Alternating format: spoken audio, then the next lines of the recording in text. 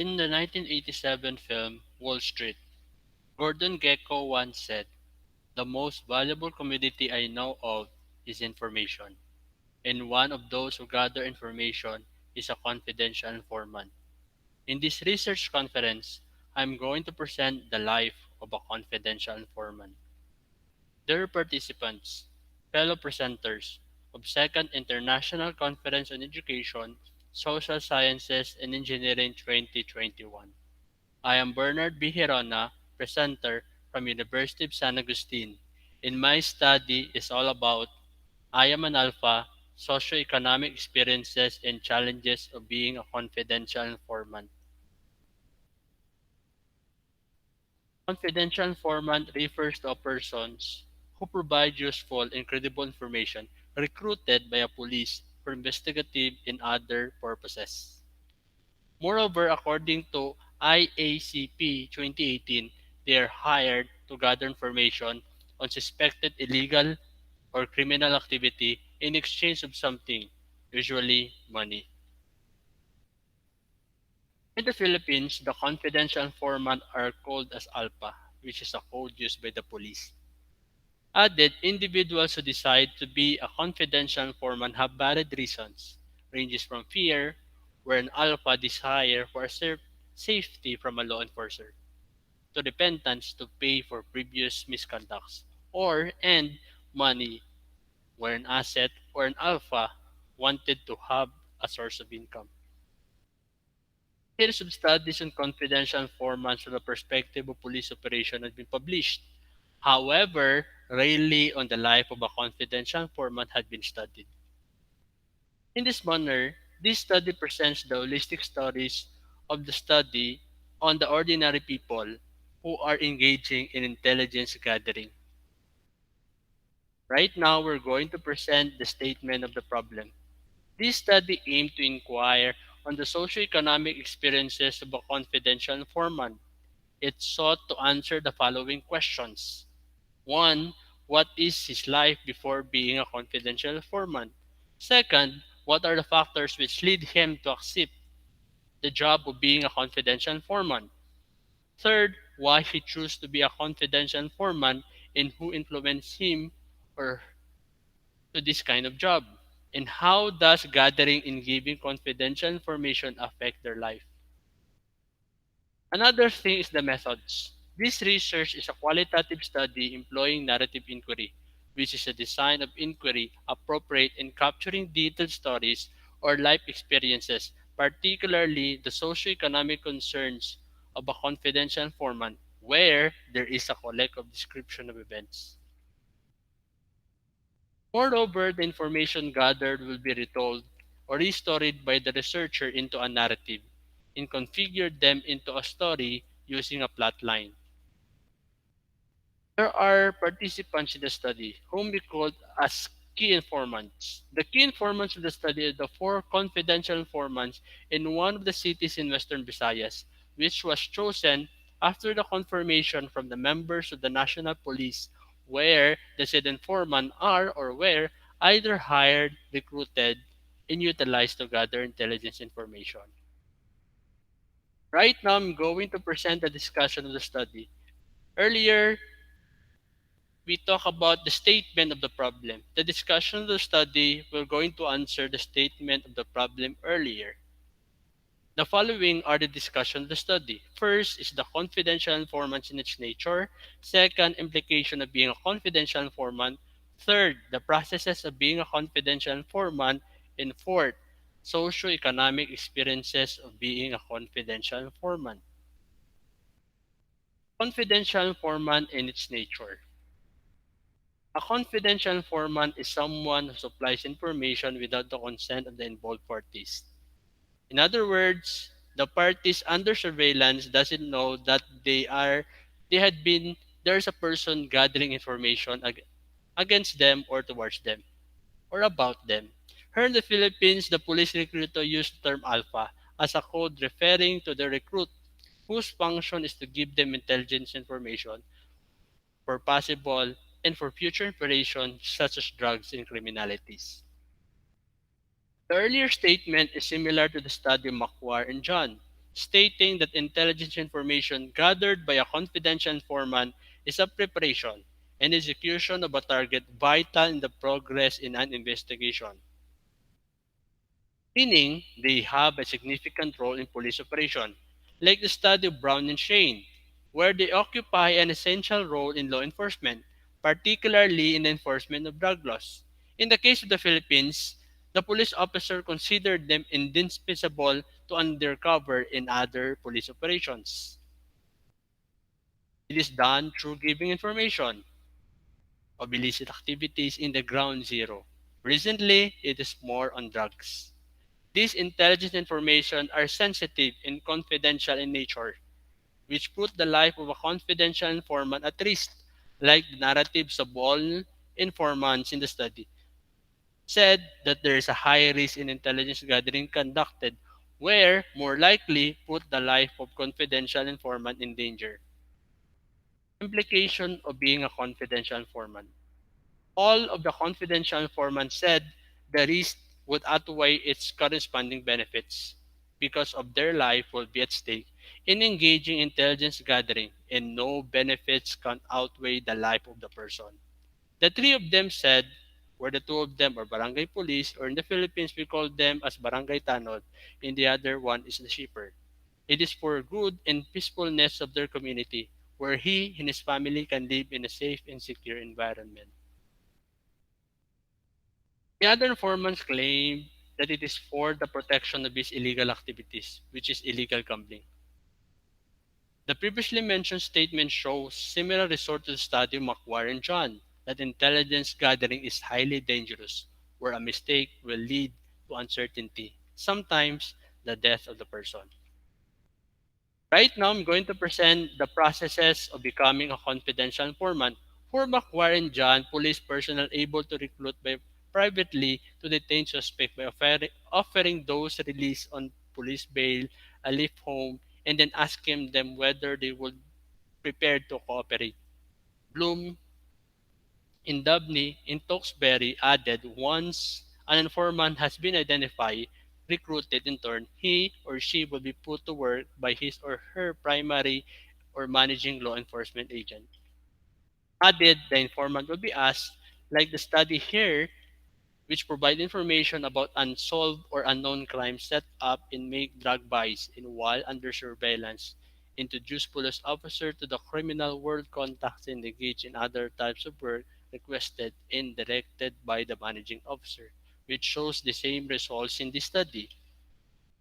The previously mentioned statement shows similar results to Bloom in Dubney, while it is one out of four confidential informants whose recruiter is similar to McQuarrie and John, while the remaining three confidential informants joined the intelligence gathering in the course of the police work, where the police recruiter began to know one another and trusted each other. That is why the police recruiter offered them to be a confidential informant, and the latter accept such offer. Right now, I'm going to present the socio-economic experience of being a confidential informant. In the study of McQuarrie and John, payment was normally made only after an arrest had resulted. Few or more casual providers of information were registered. But in this study, it depends on the benevolence of the police recruiter on when and how much money they will receive. This study shows similar results to the study of Dabney and Tosberry, where most of the benefit in the use of informants are one-sided and favorable to the police officer and law enforcement department, accessing information about clandestine criminal activities or uncovering evidence on an open cases that can be used to tie up an investigation, in effect, an arrest. Labor policy in a country should provide wide access to regular and productive jobs, which can ensure a high earning capacity, especially among the poor, for them to refrain from engaging in bad jobs or dangerous activities. In reality, job opportunities in the Philippines, specifically in the labor market, which can provide or ensure work safety and financial security, is still an inspiration among poor, especially those who have low educational attainment, which I'm going to present in the table on the next slide. This is the profile of the key informants. If we're going to look at sex, all key informants or confidential informants in the study are all male. Two of them has are college level, the other one is high school level, and the last one is elementary level. Three of them have children, while C confidential informant 3 has more children, while confidential informant number 4 has no children. Out of four confidential informant, only one has never been confirmed by a police recruiter. Right now, I'm going to present the processes of becoming a confidential informant. In 2015, employment in the Philippines showed the earning capacity of the poor and limited job opportunities in these jobs are usually informant and low paid. Moreover, the Philippines labor market is segmented into good and bad jobs, with the poor working in the latter. These are the factors or several factors which lead a person to accept the job of being a confidential informant, and all of the informants to have varied reasons, have varied education and attainment, but all of them agree that they live in poverty and they don't have enough source of income, which possibly make poverty a strong factor in accepting a life-threatening job like intelligence gathering. Poorly, money, fear, in other in others are some of the common motivational factors, but in this study, it is a combination of money, sense of purpose, and peacefulness in the community. In the Philippines, bystander and people who use gossip as a pastime makes intelligence gathering more complex, in which gossips are daily activities among Filipinos, which shows relevance that gossip are still part of the Filipinos' daily pastime. Asking, investigating other people's life may be an hindrance or additional data if validated. In this study, all informant used to be a bystander, which is confirmed by their narrative and their corresponding police recruiter, while confidential informant number 1 and 4, likely to gossip in their neighborhood, has its form of intelligence gathering, while confidential informant number 2 and 3 use their function as a barangay police for the previously mentioned operation. The findings of the study were as follows. All confidential informants from childhood up to adulthood experience poverty, specifically financial instability, sprung from the lack of source of income of their parents, and during their adulthood, they also experience the same. Based on the narratives of all confidential informants, the significant factors which leads them to accept such risky job are poverty, which includes lack of source of income due to instability and irregularities of their job, both of their parents and among them. Third, for B, access of education, where all of them find it hard to find a decent job and safe job, while there are other informants showing significant negligence from their parents and during the adulthood lack of initiative on their lives. All confidential informants were influenced by police recruiter whom they know in the course of their work. That is for the number 3. And under it, the informants who engage in buy and sell industry as a byproduct of parents' connection and their operation of their illicit job to the police. A. The other informants, due to the nature of his job as cargo service provider, were both of informants and police recruiter belong to the same location. The remaining two informants who are both barangay tanod is both of frequent visitation in the police station. Both informants and the police recruiter consistently narrated that their money in the gathering in confidential informant but variation as to the amount given to the confidential informant.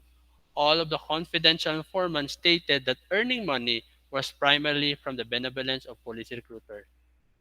As for the conclusion of the study, in the view of the findings of this investigation, the following conclusions were drawn. The socio-economic experiences of a confidential informant revolves around poverty and limited access to education, where all of them belong to an environment where there is a scarcity of income generating activities, lack of access to decent jobs, and ill effects of their parents' incapability to send them to school. This further leads to hopelessness in finishing an education, in the thinking to find an alternative means to suffice their daily needs and give up their studies since it is no longer benefits them economically, where it will add to financial expenses.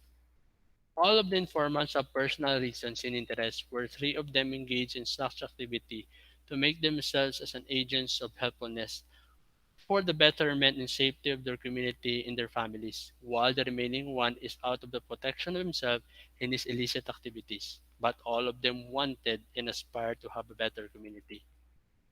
Aside from the previously mentioned reasons to abilitate themselves from poverty in order for them to suffice their basic needs such as food, shelter, and clothing, and even the needs of their children, especially their loved ones.